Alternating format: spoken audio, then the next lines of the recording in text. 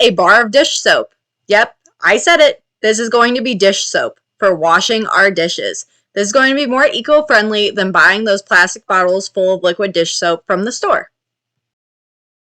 First, I'm formulating my recipe using Brambleberry's lye calculator. I want to use mostly coconut oil and some castor oil in this for their cleansing, lathering abilities. I'm going to go for a 1% superfat on this bar of soap because it is not for moisturizing skin, it is for cleaning dishes. Here's the recipe. You don't want to go above a 5% amount on the castor oil because it can create a sticky bar. For this bar, I'm adding the juice of 3 limes. This is to help it with its grease cutting abilities. When I configured it my recipe, it called for 5.82 ounces of liquid to mix with the lye.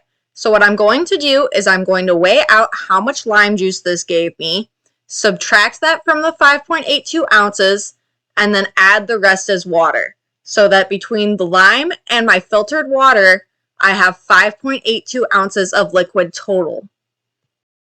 I hope that makes sense. Let me know if that makes sense. So now as I'm weighing out my lime and my water, I realized that my scale was broken, so I had to redo this over again.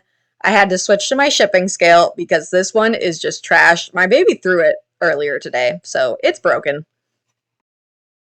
Another point I want to make about this recipe is that you want to try to be as accurate as possible with your weights. Because you are working with such a low superfat, there's not a lot of room for forgiveness if you measure wrong because you could end up with a lye heavy soap. Now I'm weighing out my castor oil and my coconut oil. Be careful when you're pouring your castor oil because it can come out really fast and you can accidentally pour too much very easily. Now, real quick, let's talk about working with lye, or what I'm using, sodium hydroxide. So you need to take caution when working with lye because it is very caustic and it can burn your skin. If you get it in your eyes, you can go blind. So you're going to want to wear eye protection. Eye protection is the most important part of all of this. And animals should be away when making soap. Don't be scared of working with lye. Just make sure you take the proper precautions. So for this soap, I'm actually just going to mix my lye water solution and it's going to get really hot. And I'm just going to pour this over my coconut oil to melt it. And then I'm going to begin stick blending to melt that coconut oil completely down and emulsify the lye water mixture with my oils together. This is going to take a really good mix. It may take some time. You're going to need to be a little bit patient with it, but it will completely melt down and it will start to thicken up a little bit.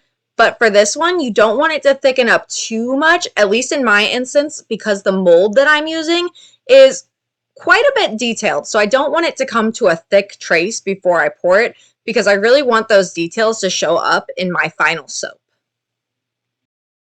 Now that it is blended to the trace I want, I'm going to pour it into my molds. These molds are super cute. I got this from Michael's the other night. This is actually my first time using it. I'm super excited to try them.